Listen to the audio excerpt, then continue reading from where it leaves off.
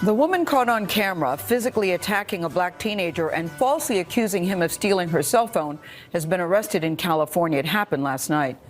You might remember this video.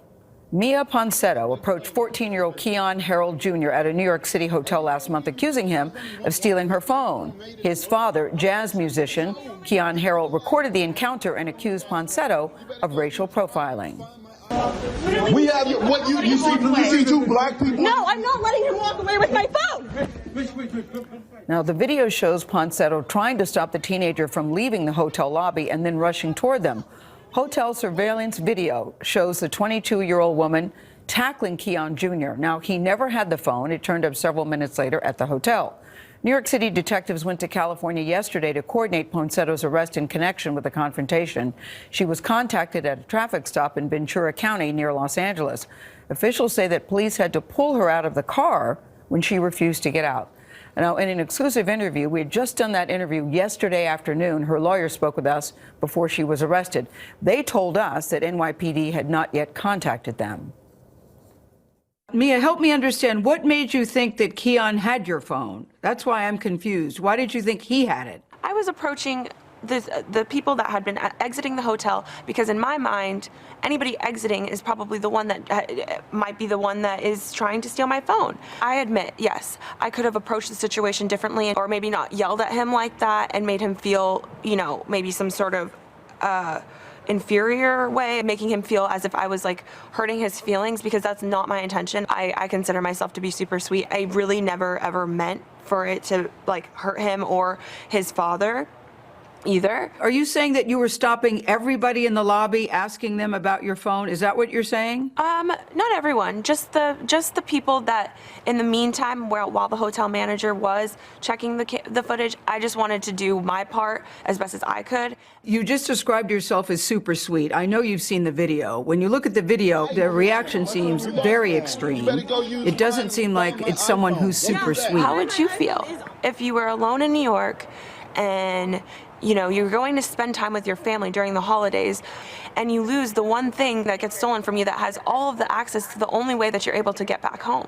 I just don't think I would randomly attack people, is what I'm saying to you. I know you said you could have handled it better, but I just don't think I would randomly attack people in the manner in which you did. What do you think when you look at that video? You're standing there in your leggings and your flip-flops, and it looks like you're just going nuts, for lack of a better word. No, I'm not letting him walk away with my phone. I don't feel that that is who I am as a person. I don't feel like this one mistake does define me, but I do sincerely, from the bottom of my heart, apologize that if I made the son feel as if I assaulted him, or if I hurt his feelings, or the father's feelings. I don't believe one mistake defines anybody, but I think when I look at that particular video, you did more than just accuse him. The video seems to show that you physically attacked this young boy.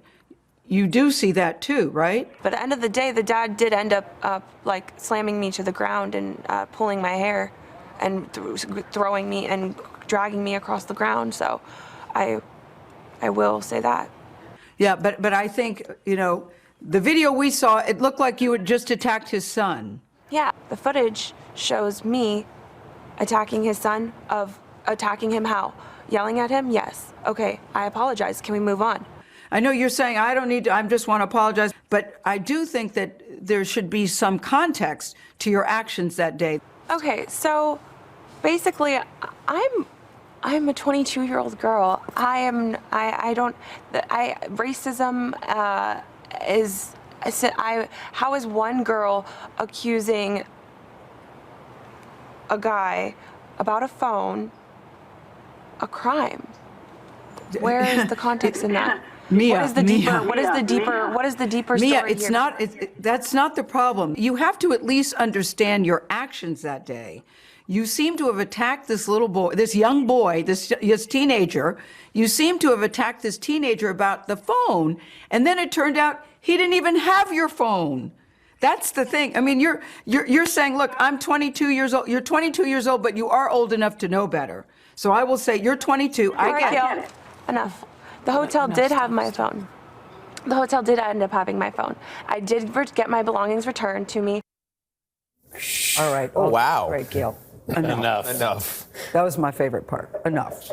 Now, the Harrell family's lawyer released a statement last night. They said this is not about an apology from someone who until a few days ago was claiming she did nothing wrong and in fact alleged that Keon Harrell Sr. had assaulted her, someone who targeted a 14-year-old black teenager because of the color of his skin.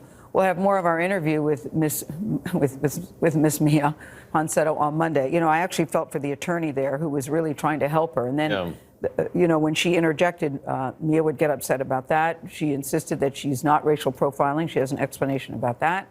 And, you know, it was reported that an Uber driver returned the phone. She says that's not true. So she wanted to make an apology, but as I said to her in the interview, I'm not sure you're helping yourself here. Well, the point is, he didn't have her phone. No, he did not. And? He did not. Interesting choice of hat, by the way. Yeah.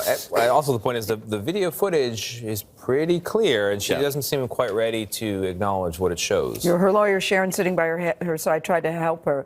It's interesting you would point out the hat because Sharon said, you know, you might want to remove that hat. Yeah. And she refused to do that, too. So it was an interesting afternoon. And at the time, you know, I said, have NYPD been in touch with you? They had not. So it was interesting that right after that interview, that she was stopped and then arrested. Well, she said she didn't understand why it's a crime. Well, she might learn now. Yeah. Okay. It's a very sad story, though. Really, it is a very sad story. I think something sad about her and the fact that the trauma that she put this 14-year-old teenager through. Yeah. That's not okay.